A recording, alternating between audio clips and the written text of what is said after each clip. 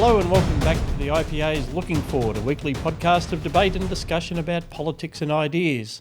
Today, it's Corona Endgame.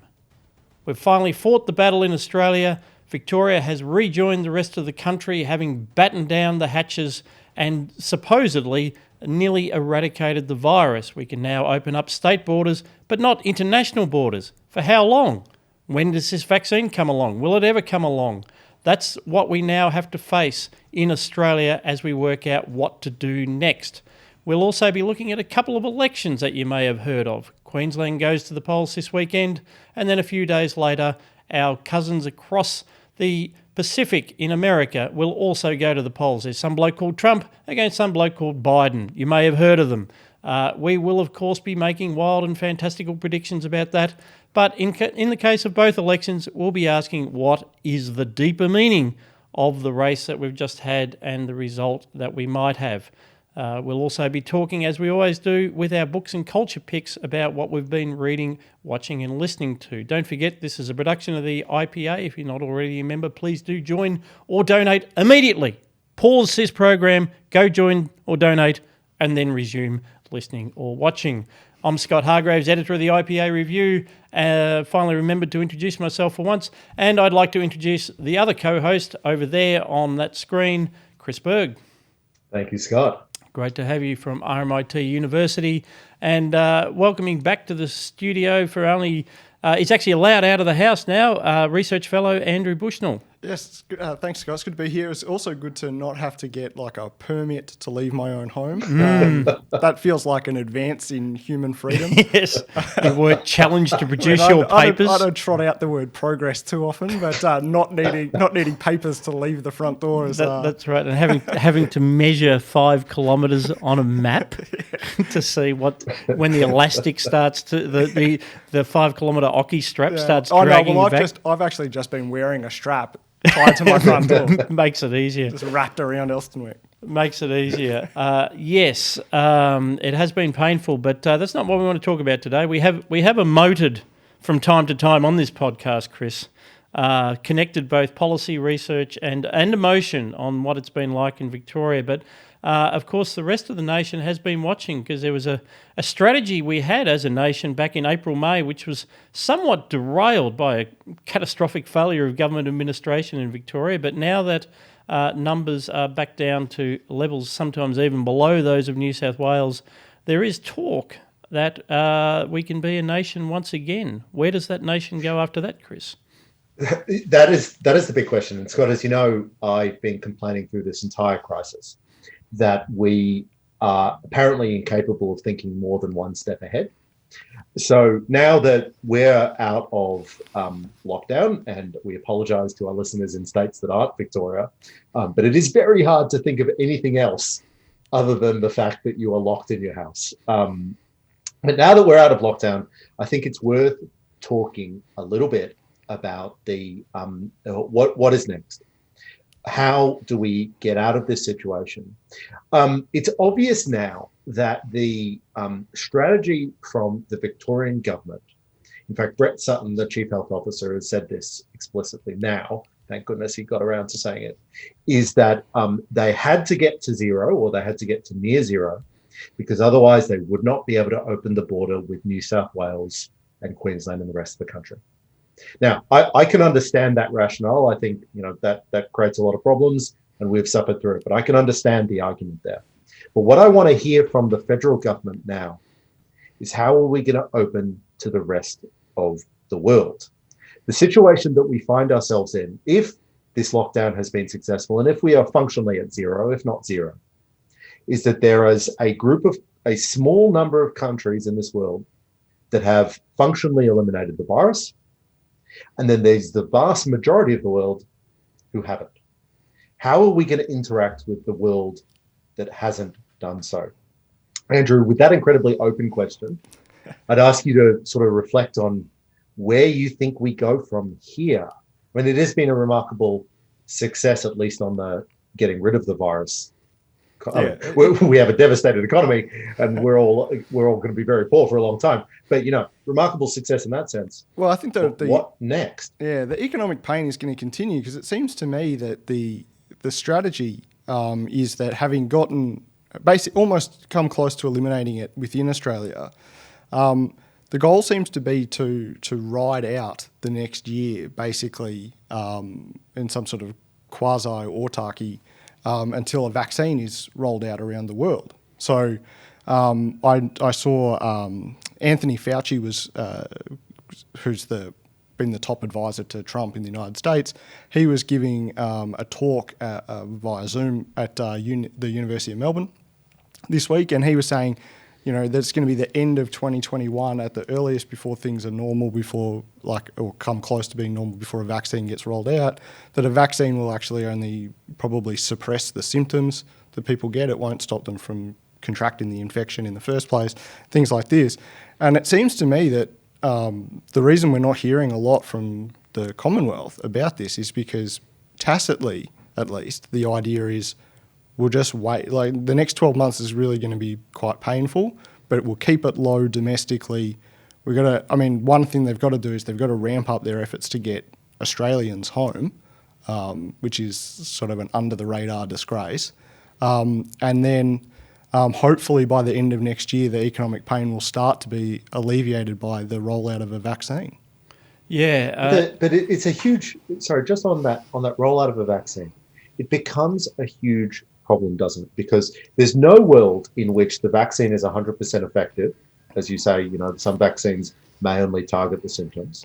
And there's no world in which 100% of people take the vaccine. And not because we're too cowardly to make it mandatory or something like that. It's just you can't give vaccines to some people who are immunocompromised and so forth. So we're just not going to get 100% coverage. We're not going to eliminate the vaccine. So in those countries that get the vaccine, that need it much more than we do, if we're ever to open our borders to the rest of the world again, to do so will be letting the virus back in regardless.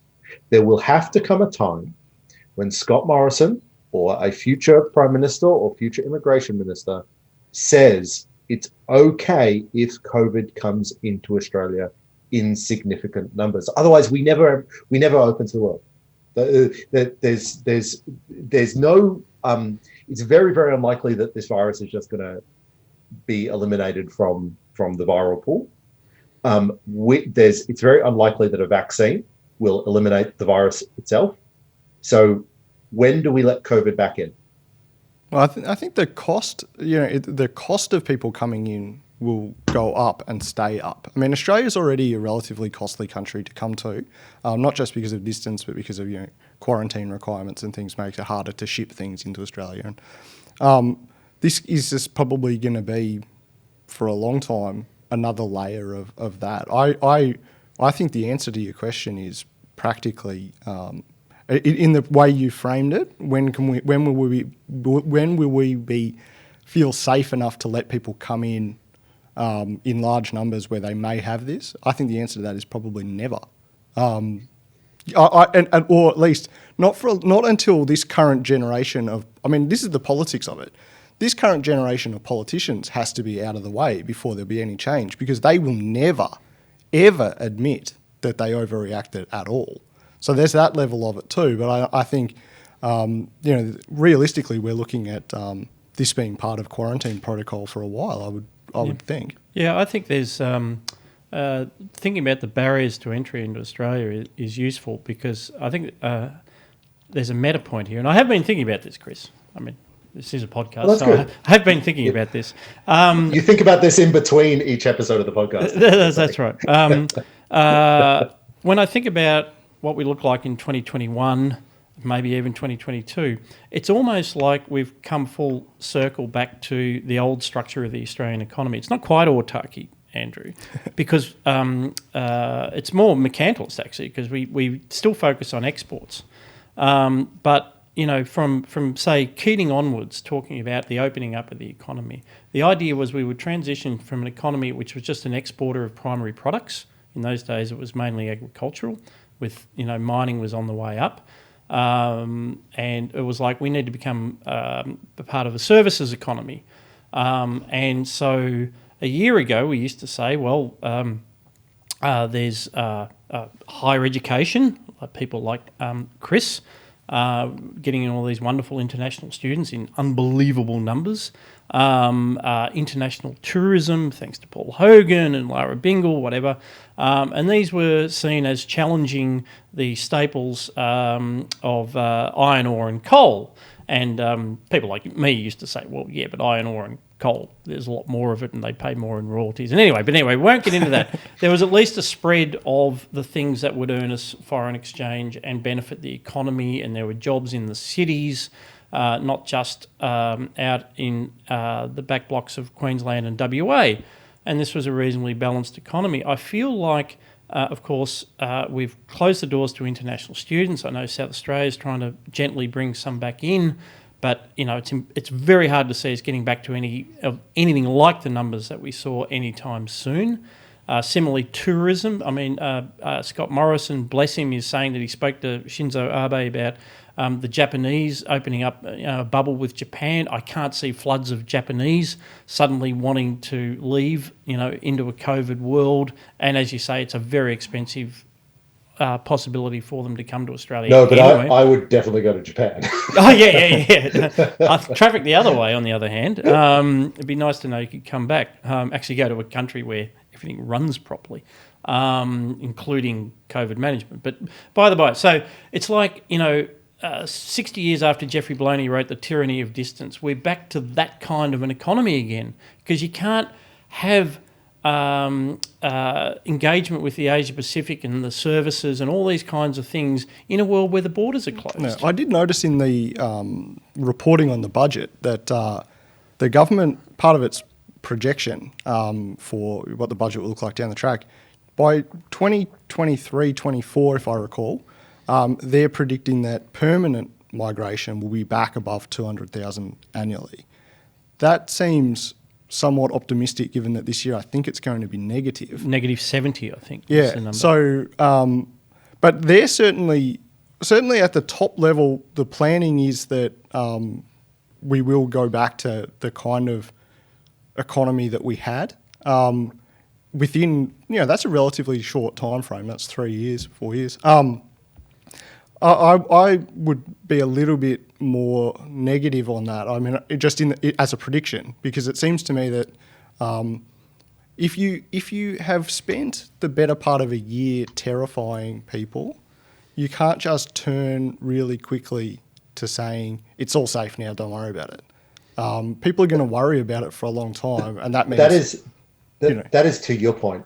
That is what is going to happen, right? Now they're not going to say, "Oh, it's fine now. Don't worry." COVID was never much of a thing, but there is going to be a moment, and hopefully it'll be a moment when the virus is much less harmful. I mean, we know that we're treating it much better. There's lots of therapeutics. It may even get less virulent, which is what has happened in previous pandemics. But there will come a moment when they say, like, well, no, that's fine. Yeah, that's it. You can't afford it. Because we can't abandon.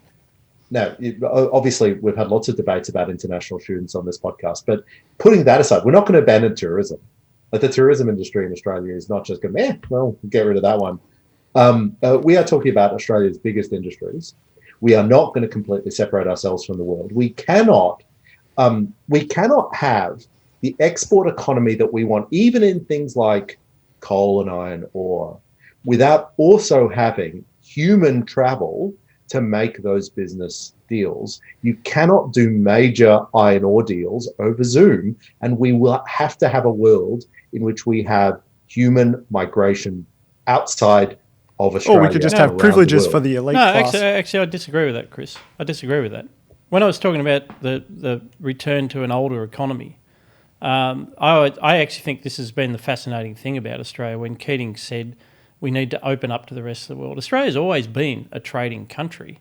I mean, it was founded as a little bit of a communist colony, as William Coleman has pointed out. Apart from its short period of military dictatorship. Yeah, apart from its short period of military dictatorship. Eventually they worked out that trade and free settlers were necessary, and we've done rather well since then. Thank you very much. But of course, we have always traded with the rest of the world. But something like iron ore, actually, you can run over Zoom. I mean, The big miners led the charge to create a spot market in iron ore. North Asia didn't know what they were up to, but very, very few people are actually required to interact with that. We've seen as China is pulling up its borders or erecting its borders again, that expats are moving out of China. They're localising stuff. So I actually think our bulk exports, we can do it. And that's why you always bet on Australia. Like, we're never going to be completely stuffed. God bless iron ore, God bless coal. But yeah, services, everything else, you can't do without people. And now I've forgotten the other thing I was going to say. No, but I think that's important. But when Keating was talking about opening up to the world, he was talking about regulatory changes to allow foreign banks, for example, or tariff reductions. He's not talking about this is what makes this such a weird crisis, in that there's some things that we can perfectly well do. It's not like a regulatory system where you can't have foreign companies operating in Australia, but we're not allowed outside our house, or at least we weren't until last week. We're not allowed to go overseas. We put a 2-week tax on any travel overseas, that we have to be quarantined. It's just these completely randomly positioned artificial barriers that I don't think we've got a really good read on how they affect the day-to-day international trade, day-to-day international. I remembered what I was going to say, and it's a good point, Chris. I think it's a good point, and it riffs on Andrew talking about this confidence.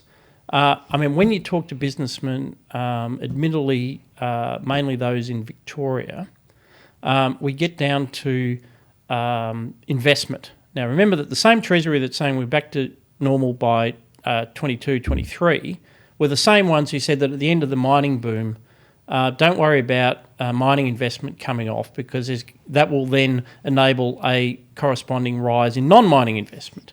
And as Daniel Wild, Director of Research of the IPA, pointed out, that did not happen. Investment as a percentage of GDP went below 10% against Treasury forecasts, and has been stubbornly low. So the point is, in this scenario, why would anyone invest? Why would anyone put sunk capital into a factory or any kind of enterprise in Melbourne, certainly, but this somewhat applies to other states? Why would you invest that money fully in the knowledge that if some kind of so-called second wave or third wave comes along, it's going to be shut down?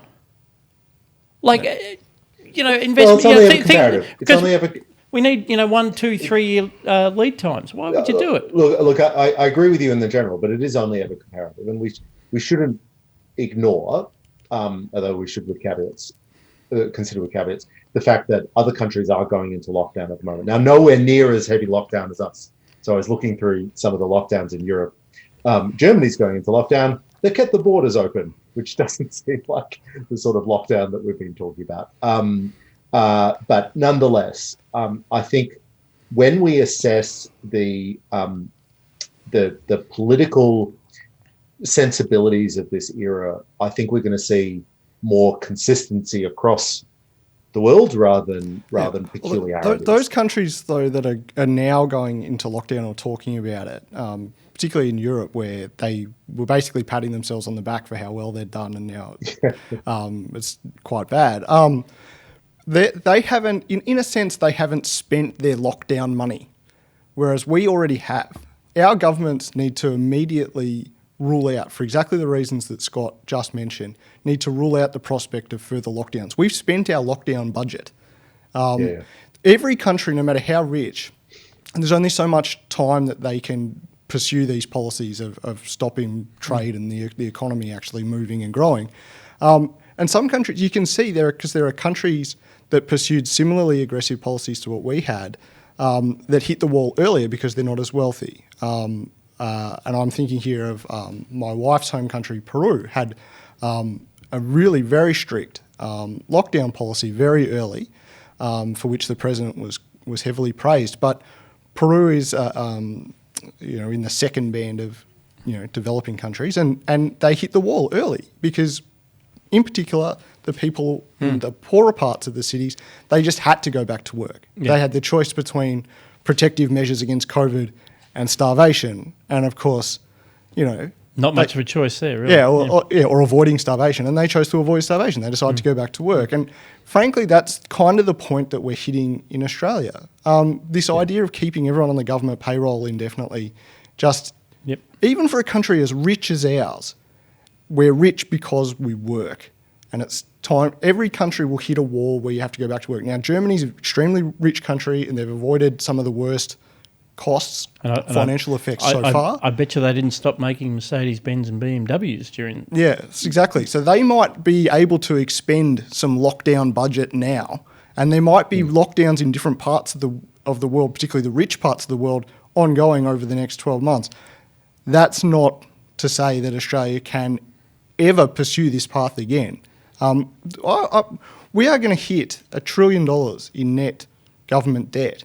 And you would like to think, when I heard that number, what I thought was, that seems high. I thought that's a big number. But I also thought, geez, what did you buy for $1 trillion? When you really think about it, you'd like to think that you'd get some sort of glorious thing at the end of $1 trillion. A nuclear arsenal, like something useful. Yeah, like a fast rail or something. Yeah, just like anything. We've spent $1 trillion all up, not just on COVID, but all up. Australia's spent $1 trillion just keeping the lights on. Now that's not, and keeping the lights on, and by keeping the lights on, I mean keeping the lights on for well-fed bureaucrats, basically. This country's, knowledge economy is a bureaucrat economy. We just add more and more bureaucrats. The answer to Chris's question about what are we going to do when the university sector is dead and the tourism sector is dead is we're just going to convert everyone into bureaucrats and hope that the money never runs out. Well, frankly, it will. That'd be my takeaway. Well, I know a jurisdiction that's ahead of the game on that strategy there, Chris.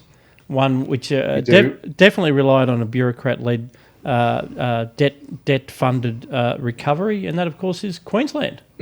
Would you like me to dwell on that segue, or should we just go straight? Let's run. We'll just pause to appreciate it for a moment and then move on. All right. So, as Scott ably argued then, so Queensland is obviously about to go to its state election. State election will be held on Saturday, which is the 31st of October, Anastasia Palaszczuk up against Deb Fredlington. I'm going to read a quote from a piece that Judith Sloan wrote, I think in the Australian this morning. And Andrew, I might ask you to respond to it because it really goes to this point. There was a time when a government's poor financial management carried a heavy political price. Reckless financial management was a death knell. But judged by the experience of Queensland, voters today seem immune to stories of wasteful government spending, rapid growth of public sector employment, escalating government debt, and downgrading of the state's credit rating. Andrew, why is this? Why does it look like voters in Queensland or anywhere else on the planet don't seem to care about that basic management? It definitely seems like even halfway competent government or even completely incompetent government like we've had in Victoria, people aren't punishing politicians for it. And COVID has kind of become an all-purpose excuse for things that were already bad before coronavirus and would have been bad in its absence. It's not just in Queensland. I mean, across the country, there are a number of sort of social and economic markers, the country wasn't doing particularly well anyway. And that kind of has all been forgotten in the wake of COVID. It's for the political class, it's actually been the perfect crisis. They haven't even had to manage it well to get credit for it. And it's erased all of the bad things that they did in the past. And that's the only thing that I can really, when you look at Queensland and you think about Queensland as basically, a high growth, really prosperous part of Australia. And then you look at, in that Judith Sloan piece, and you look at basically what this Labor government, the consecutive Labor government's broken up by the missed opportunity of the Campbell-Newman LNP government have done to the state's finances, and you'd think it would matter, and I still have a suspicion that it would have mattered, but for coronavirus. But coronavirus throws a veil over all of the bad things that had happened before. And elections that take place in this context are basically being judged Well, I mean, certainly. I mean, this is at least one view of it. It seems like they might be being judged simply on coronavirus, and Queensland, has done reasonably well. They weren't that badly hit. They closed the border. They took this tough stance, which is always going to play well in Queensland, and they managed to get the bread and circuses aspect, as Judith Sloan points out in that piece. I mean, they managed to save the AFL season. You had the AFL during the grand final. You had all of the people from the AFL thanking the Queensland government. It was the only person who said the right thing was Damien Hardwick. Said thank you to the state of Queensland, as in thank you to the people of Queensland who made this possible, not thank you to the Labor government. But anyway, the Labor campaign. I think that's the point. I think COVID has kind of thrown this veil over all the bad things. But Andrew, that's not surprising. That makes complete sense, because if you're in Queensland, and this is not my view, but if you're in Queensland and you're thinking, at least we're not like what it is in Victoria or the United States or Europe or something like that. And voters do rank issues depending on the things that are the priorities of the time. That's not weird. I think it's unfortunate, but it's not weird. Yeah, it's certainly. I mean, certainly, this is the most salient issue. But you would think. It's a little bit different in the sense that it seems like people themselves haven't carried over their lingering suspicions. Although that said, I think this government, from memory, has never really polled all that badly. And the polling is kind of level. Like, it's a statistical tie at the moment, so it could go the other way. So if we make some predictions, they'll be basically wild predictions. But one of the benefits of fixed-term elections, Chris, is that I had time as editor of the IPA Review to commission a piece on the election, and of course IPA members will have read this article, Still the Sunshine State, Australia Post permitting. It's also on our website, and we'll link to it with Marcus Smith and Dan Petrie wrote a great preview of the election, looked at both parties and the record. So talking about debt, a bloated public service, tracking the rise in debt and the rise in public service numbers. I think I differ a little bit, Andrew. I like to think that in the absence of COVID, there would have been some focus on $100 billion of debt and what the hell are all these public servants doing. I'm not sure that's the case. Part of it is some pixie dust spread by I was about to say Keynesian economists, but apart from Judith Sloan, they're all Keynesians nowadays. They talk about debt, interest rates are low, it funds investment, and they provide this cover for this rise in debt. But as you said, Andrew, in the national context, and it's true at the state context, what do they have to show for it? Same thing's happening in Victoria. What do they have to show for it? To the extent that any of it's gone towards actual physical infrastructure, which might have an economic benefit in the future, it always costs twice as much as it should have. It was always bad solutions, politically driven options, and mainly it's just going into public sector payrolls. Well, you know what? That's what they have bought. They've bought the myth of the knowledge economy, which is a thing to sell people, which is actually, the transition has actually been to a service economy, as we know. We talk about that sometimes, but we also hear this thing about the knowledge economy. But the knowledge economy, most of those jobs that go to this, we've increased the number of university graduates we have, and we've changed the career path for a lot of people in the middle class to funnel them into these supposedly knowledge economy jobs.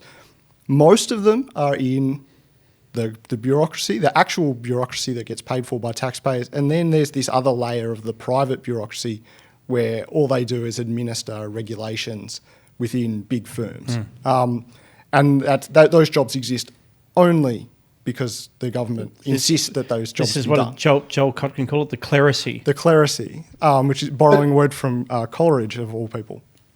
But to go back to the Queensland election, I think it's interesting that Labor is the beneficiary of the change that we've identified, which is the sudden prominence and preeminence of the premiers against the Commonwealth government in this particular moment. Because I was looking before we were talking, so I've got some idea of the Queensland election situation, but just hopping on the ABC website. So where did the LNP and Labor stand on key election issues? And the key election issues that the ABC has identified for Queensland, outside coronavirus and obviously not including debt, because the ABC doesn't care about that, child safety workers, digital divide amongst students. So how many students have laptops, domestic and family violence, elective surgery waiting lists. All of these are important problems, but they're not exactly front page stories, and they're not the sort of things that really swing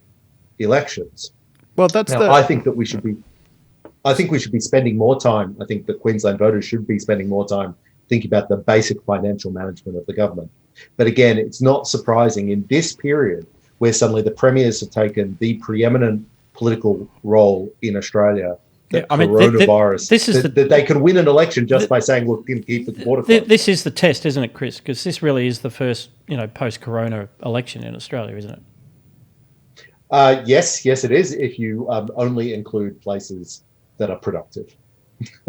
Yes, ACT. I'm not counting. Speaking of the clerisy, but that was the pivot that I wanted to go to, was that. Those kind of preoccupations of the ABC reading class, ABC watching class, are basically a product of the increasing centralisation of politics in Queensland, in Brisbane and its surrounds. And this is in part a function of Queensland being unique among Australian states in having a unicameral parliament that does not have an upper house that, sort of refracts the popular will through a different mechanism, different sorting mechanism. And I just wanted to raise it because the IPA, some colleagues of mine put out a very good paper this week about basically re-picking one of the oldest fights in Australian politics. About was it 1925? So it was 100 years ago. The Labor controlled upper house of Queensland, uniquely in the history of Western democracy, voted to abolish itself. And this was in line with a long-standing ideological principle of the Australian Labor Party, which was to abolish upper houses and to abolish federalism as well. The belief of the Labor Party traditionally was that having a single house for the whole country would be the best way of representing the will of the people, and that they believed that upper houses, and this is not entirely untrue or entirely unfounded, that upper houses were kind of just a way for sort of a privileged class to slow progress that you would get from a strong-willed national government. And anyway, and the problem with that being exactly? Yeah, well, exactly. and so this is this is what makes this paper that we've put out, written by Morgan Begg and Daniel Wild, about restoring the upper house in Queensland so great, is that it's one of these. It's a really old fight, and it's an old fight in Australia, and it's a really old fight in democracy about ways of restraining sort of the excesses of majoritarian government.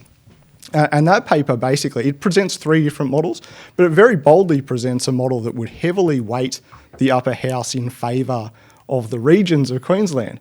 And that might be one way of increasing the salience of things that affect more than the bureaucrat class that primarily resides in Brisbane. And so Queensland in this way is a really interesting example of a broader dynamic in Australia. There's distorting effect that the bureaucratisation, that's a word. It's a hard word to say.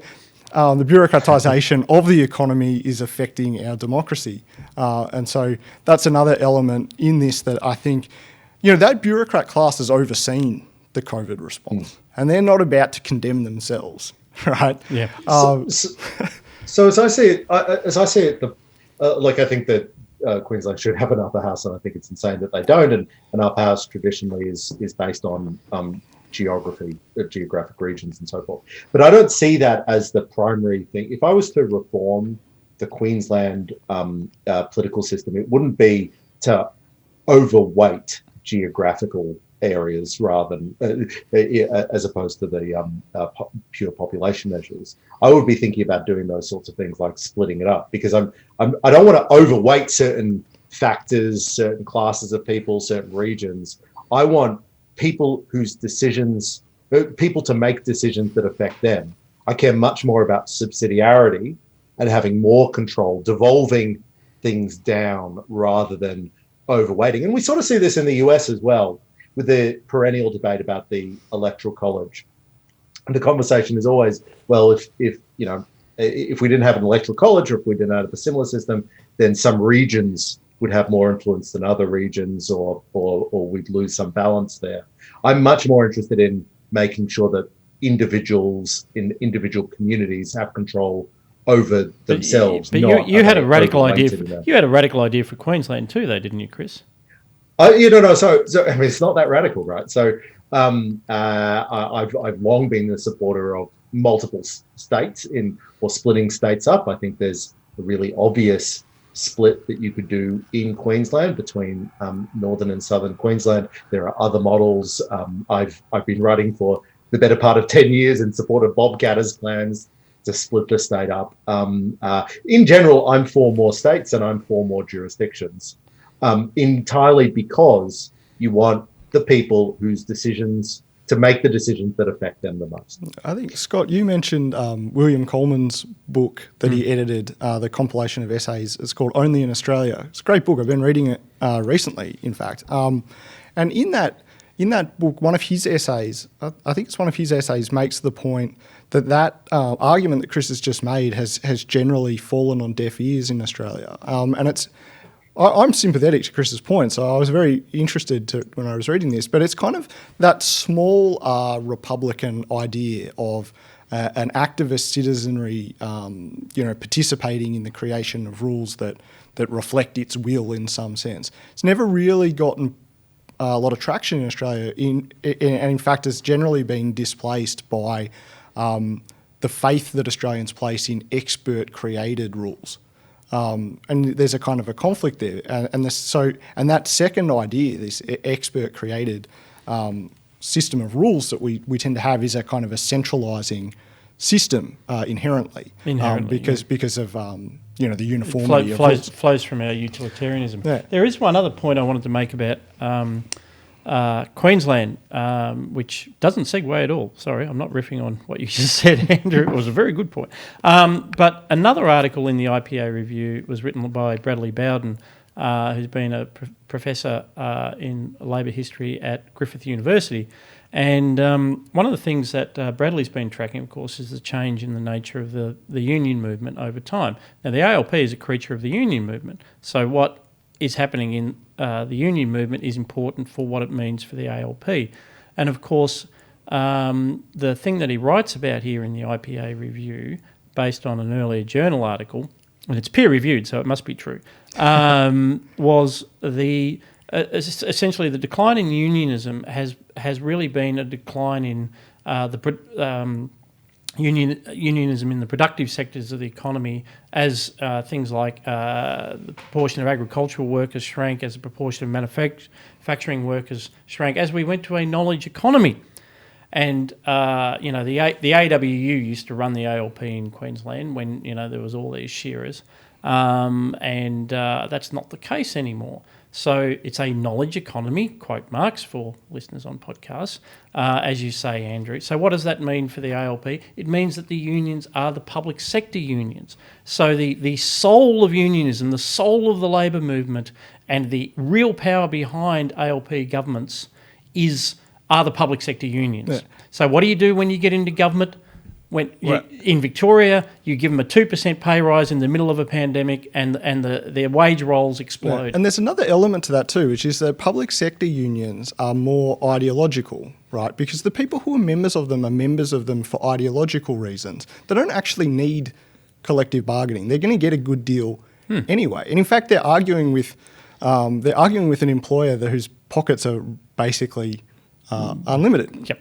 So they don't actually need this in the material sense. And you can threaten their pre-selections if they don't give you that pay rise. Well, exactly. You all are already possessed of a vote. Whereas collective bargaining traditionally, or unionism, was a material movement. It was, we need to do this to advance our material well-being, because otherwise you won't pay us what we think we're worth. And so it's not just that the union movement is populated by a different class of people. It's populated by a class of people with different reasons for being in the movement in the first place. They're interested in it for political reasons first, and material reasons only secondarily. And I'll just switch my word choice. But you take my point, is that it's not just that they're different people, their motivations are different, and this feeds through into everything that the Labor Party does, and everything that we think of about unions. Indeed. Thank you, Andrew. A couple of very meaty points there. There is another election going on, which you may have heard of, in the United States. We probably won't spend quite as long on it. We have talked about it a lot, and I'm pleased to say to our listeners that we will be here next Thursday, and we'll actually be able to have a little panel on the wash-up of the result, if there is one. as we plan out the Supreme Court challenge. Yes, that's right. As Pennsylvania is mired in allegations of voter fraud, and Trump refuses to leave the White House, etc., etc., etc. As tanks roll down the White Horse lawn. That's right. So, Scott, as you point out, that there will be a presidential election.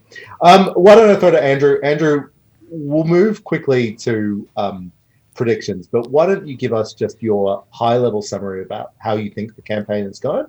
Maybe for Trump, but also Biden. Well, the takeaway from the campaign is that either this will prove that campaigning matters, or it will prove that it doesn't, at least in certain circumstances, because very clearly Trump is the better campaigner. He's campaigning. For one, he's actually campaigning. He's doing any campaigning. So Trump is on this huge barnstorming tour of the battleground states. 3 rallies a day, huge crowds. Voter intensity for Trump could not be higher. Democracy does not come down to voter intensity, even in countries where you have to have voter turnout. You have to turn out your voters, and so intensity matters. But there's it's a threshold. And as long as Biden's voters are motivated enough to vote, then it might not matter that he is literally not campaigning at all. Trump keeps hitting him for being locked in his basement. But all in all, that might be sensible, because people, the calculus might be that people have made up their mind at this point, and Trump's betting that they haven't. So as to the campaign, Trump has clearly won the campaign. Will it be enough? Well, we'll get to the predictions shortly. Well, they probably both campaigned. Their campaigning both follows their strategy. The Biden strategy was to just let Trump campaign against himself. To make it a referendum on Trump, and the best way of doing that is actually just let Trump be Trump. And if that works, so we'll find out next week. But if that works, then you can't not conclude that Biden hasn't had Trump's measure basically from day one. Don't do anything. Just let Trump talk. Just let him talk. Be perfectly adequate. Or not even perfectly adequate. Be over the threshold. Well, be a name. Realistically, it's be a name on a bit of paper. Yeah. Joe Biden could be a witch's hat. Yeah. It doesn't matter. Yeah, don't be Bernie Sanders. Don't make yourself the issue. Don't be ideological. Don't do anything. I actually think that that's a strategy, right? So that's what I'm saying. Come up with that strategy. So what's the strategy? Whether it's Biden's strategy or whether it's his advisor's strategy. If it works, it's brilliant. All strategies, take place on the terrain of the battlefield, and you've got to work with what you've got. And Joe Biden actually couldn't run a different strategy. And frankly, and I don't necessarily like to cast aspersions on people's vote choices, but if you're prepared to vote for a guy who basically can't leave home and is basically senile, then I think you should reconsider whether you love your country or not. I just think that is a horrible proposition. The way they've gone about this. Now, Trump has, of course, created the opportunity by being himself, but also, it's his style creates this, because he's going to crowd out a lot of the media anyway. The focus tends to come onto him anyway. So, in part, this is a strategy you couldn't run against, another candidate. A normal candidate. The other interesting thing about them following the strategy that they set a long time ago is that after we've actually come back to the point as we approach election day when the strategic assessments are actually right. There's broad strategic assessments are, of course, Republicans will never win, the Californias or the New Yorks, and the Democrats have to be honest and say you're never going to win Texas and Florida. And Florida, I think, is a lock for their GOP. So the Democrats didn't get too diverted. And all this stuff about the Hispanics won't vote for Republicans. Well, that's just BS. They certainly will in Florida. They've only got to look at Venezuela. But the point is, so the original strategic assessment is it's about the battleground states. It's about the Midwest.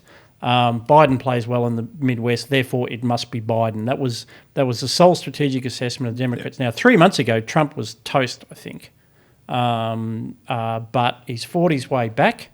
The incredible Trumpian flourish of getting coronavirus, which who else would have come up with that strategy? And he's narrowed that gap. And now we're back to saying, state by state, he'll probably get up in Michigan, but will he get up in Wisconsin? Arizona's probably Democrat. Who knows?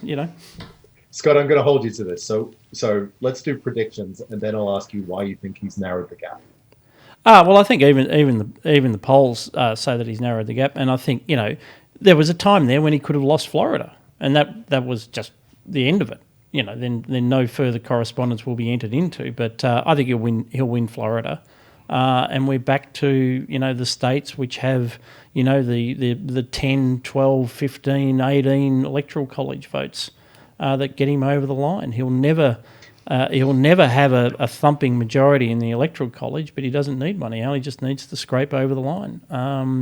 So percentage chances that Donald Trump is president next year? I'd say 40%. 40%. Because the Democrats will cheat in Pennsylvania. Cheating. Andrew? I'd say I'd put his odds roughly at about a third. I think there's a couple of different scenarios where Biden wins, and then there's kind of a narrow, realistic but sort of narrow path for Trump to win. I think the main prediction that I will make is, like Scott, I think he'll win Florida, but I also think he'll overperform considerably the GOP normal performance among Latinos. I think Trump is a sort of recognisable macho kind of figure. I think his style of campaigning, I think his message taps in a real way to the kind of the common aspirations of immigrant minorities. I think because it's all been about in his own way he's kind of running on a land of opportunity kind of thing, and a lot of recent immigrants in the United States buy into that very heavily for obvious reasons, and also I think that Trump's style is kind of a recognisable style. Some of his ads in Spanish are really good. Just the way he even stands on balconies when he's making his speeches. Yeah. Well, he got like a Vita. So I think that'd be my main prediction. Is I think he'll do. I think he'll surprise a few with how well he does among Latinos. I think he'll do even better. The Republicans normally win men by a very large margin, particularly white men, but I think Trump will overperform with men across the board, regardless of other demographic breakdowns. Again, because I think his style has a kind of macho appeal. Trump is maybe the last of the 80s alphas. I think that still has considerable appeal. Will it be enough? I think it'll come down to, from what I've read, and I always wary about Australians talking about American states like we know them very well, but from what I've read, it seems like they've spent a lot of time in Pennsylvania. That's an obvious battleground state. Michigan, similar kind of blue-collar demographic that Trump needs. I think it'll come down to turnout. The most recent things I've read have suggested that turnout might be as high as it was when the results were very bad in 2018 for the Republicans, whereas when Trump won Michigan last time with fewer votes than Mitt Romney got when he lost it, because Obama the Obama elections had very high turnout because Democrats were extremely enthused about Obama. And if Democrats are similarly enthused about getting rid of Trump, it won't be about Biden. Then, and if turnout is that high, then that's the most recent thing I've said is that if turnout's that high in places like Michigan, then that's bad for Trump. I have no real reason to think that that's a conspiracy theory. That sounds quite intuitive. So, yep. And yep. So I was just going to say, and if Renee Gorman, our national manager of the IPA's Generation Liberty program, was here, she's also watching with great intent because in 4 years, that's millions more young people that have come on. And for those who think that all young people are socialists, that's not the case. We're moving out of millennials into, I think it's Gen Z. And we might actually, there might be some surprises there for those who just assume that they're all kids running around obsessed with Alexandria Ocasio-Cortez. They might actually be interested in things like getting jobs and making America great again. They only need to be so interested, or so they only need to think about Trump in such a way that the net result for them is a kind of ambivalence, and they don't go and vote. Like keeping those young people not turning out is good for Trump. Yeah. So when the Democrat door knocker, comes along and says, hey, Green New Deal, you must turn out and vote for the Green New Deal. And this 19-year-old's like, what? Scott, they are definitely not saying that when they door knock. They're just showing a picture of Donald Trump and going, yay or nay. You're probably right. Okay, well, as I say, we'll be back. We'll be back in next Thursday. Let me give my prediction. Yes, of course. Yes. So I'm going to say there's a 11% chance. 11, Donald Trump not 10, not 12. 11. You know why? I'm going to say precisely 11. Yes. Because I'm going off the 538 polling averages.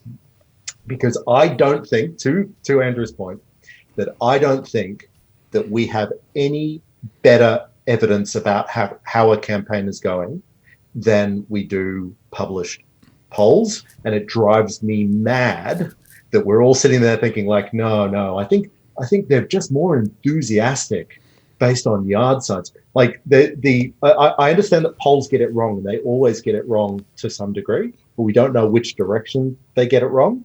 And they don't get it wrong the same direction consistently. There's a fair bit of game playing that goes on with Nate polling. Silver, he's just disgraced himself. But is it like the way they do the sampling and things? I mean, you can play all kinds of games with it. Like that's true. That's true. And then you get a leg up Andrew, from your mates in the media not talking about the other bloke's scandals and things like that. And Andrew. And that's why we now have a raft of Republican-leaning polls that are specifically intended to do precisely that, which is to weight by enthusiasm, all those sorts of things. And we spoke about that a couple of weeks ago.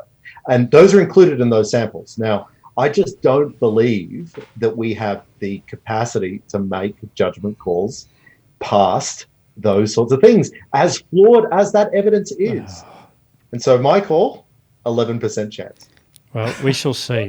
Goodness me, if the best you can do is just following whatever bloody Nate Silver says. But anyway, in a principled way, Scott, in a principled way. At least quite real clear politics. But anyway, that's all right. Thank you. We shall see. We'll be back here next Thursday to discuss.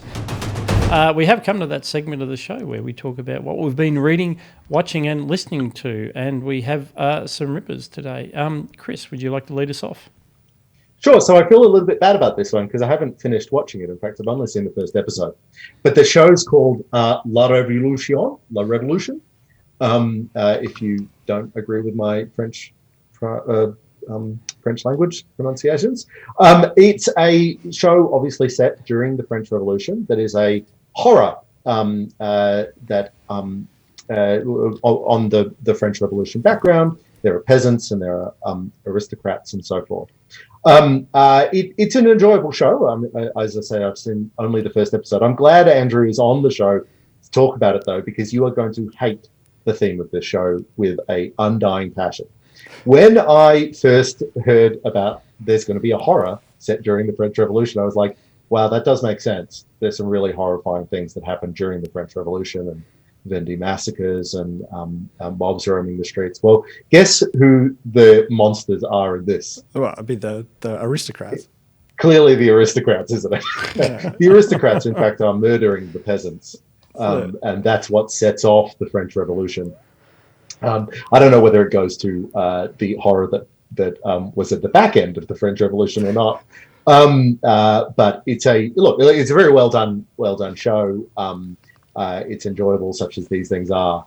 But it's a French drama that tries to reverse engineer. Haven't they read Simon Sharma's book on the revolution? It was the aristocracy who was behind it. Which was behind it? It is a French Revolution drama that tries to reverse engineer the horror of the French Revolution in order to be a justification for the French Revolution.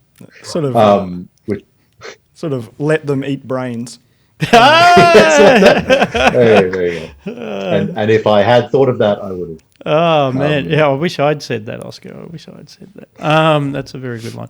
I might go next because I just wanted to first of all say thank you, Chris. A couple of weeks ago, you mentioned For All Mankind, the alternate. Oh yeah. On Apple TV, the alternate history of what would happen if the Russians got to the moon first. And prompted America to just sink unbelievable resources into recovering their lost prestige by establishing moon bases and stuff. I've now watched 9 episodes and it is just absolutely gripping. And last night's was a jaw-dropping finale. I need to see what happens at that cliffhanger. So thank you for that one. Definitely recommend that one to viewers.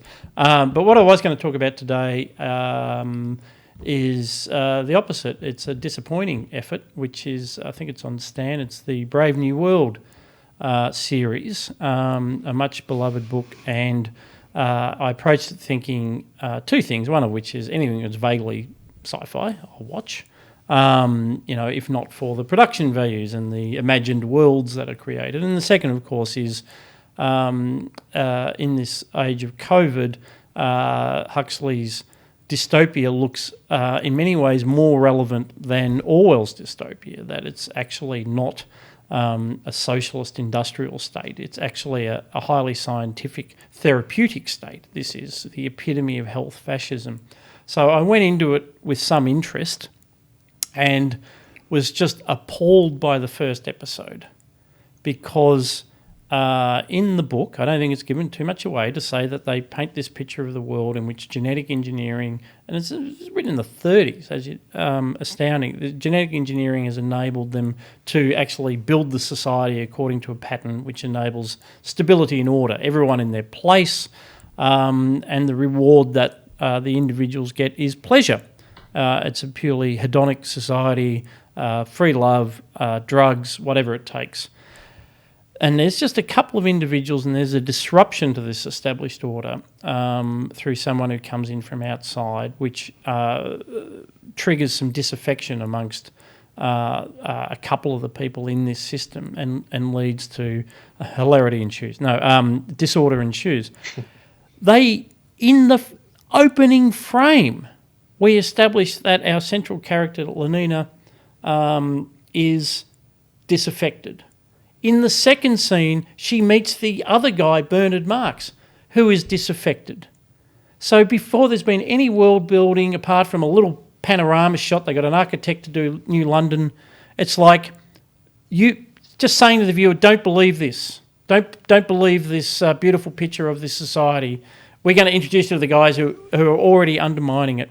And then they have this scene that they were raving about, the so-called the orgy scene. The producer was more proud of the resources that they put into this scene than he was of the story. But it comes after all this. So if you had flipped it around, it could have just been like, look at everyone having fun, isn't everyone happy, and then undermined it.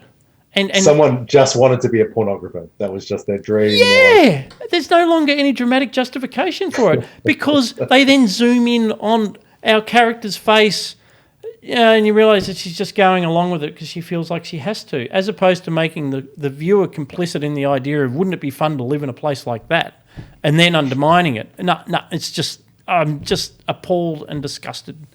by what they've done. And I've forced myself to watch 3 episodes, and I'm just angry. Yeah, I haven't gotten around to it because I felt like it was not going to do the book justice. You'd be absolutely right. So I was flicking through the book this morning on the tram on the way in, as my glasses fogged up because of the mask, and you know you get to like the back half of the book before Lenina really becomes disaffected. Bernard's always an odd duck, but you know the Savage doesn't appear until halfway through the book. All of this is done right up front. You know, transfers to America so they can introduce an American character for American audiences. There's like a gunfight in episode 2. Oh, good. It's like, and the whole episode is just gunfight and chase, you know, with pickup trucks and, oh, God almighty. I hate it so much. So I don't recommend this one. Oh, so you're gonna keep hate watching it? Probably. The special effects aren't bad. Andrew, what have you got? I would be remiss not to mention the AFL Grand Final that took place on the weekend. Not just because my team, Richmond, won again. It's 3 in 4 years. Thank you. You've been watching. Looking forward. And of course, all Richmond fans everywhere, particularly over a certain age, we need to revel in this. I mean, I waited most of my... Richmond played in the finals twice when I was a kid, or up until I became an adult, and then throughout most of my adult life, went back to being absolutely terrible. And just the turnaround in the club, this has been incredible. And a lot of people... Richmond's a big deal here in Melbourne, and there's a lot of people that this means a lot to see the club turn it around over the last 10 years. So on that, extremely exciting. As a TV watching spectacle, it was a bit bizarre, of course, because it was up in Brisbane. We mentioned earlier that Queensland, the people of Queensland have done a tremendous thing for Victorians. We should never forget it. Thank you, everybody. Yep. Stepped in to help. We're not allowed in. We're not allowed in. But no, they someone. And credit to the Gabba. I mean, look, the drainage on that surface is just exactly. astounding. There's a downpour for hours, as you would expect in Queensland, perhaps, and the Gabba drained very well, and it was a very good match, or at least for the neutral, it would have been a good match to watch for 3/4. For Richmond fans, it was a good match to watch for 4. But it was a strange experience watching it at home. It's the first time the grand final's been interstate. And I sort of, because of the restrictions at the time, we still couldn't have, friends over and things like that. So this is the first grand final I can remember watching. I sat watching it with my young son, who's 15 months old, so obviously doesn't care. And so in the background, I had the sound of the cartoons that I'd put on my laptop. It's like, you go there and just pay attention to your cartoons for a little bit while I watch the footy. Great bit of parenting.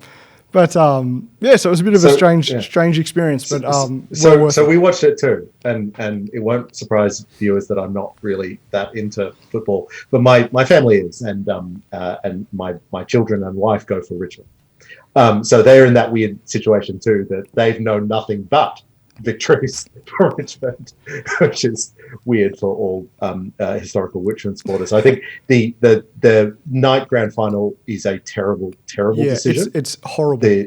My 7-year-old and my 9-year-old and my 6-year-old were unable to stay up for it, which is just the last thing that you want if you're trying to build a young fan base.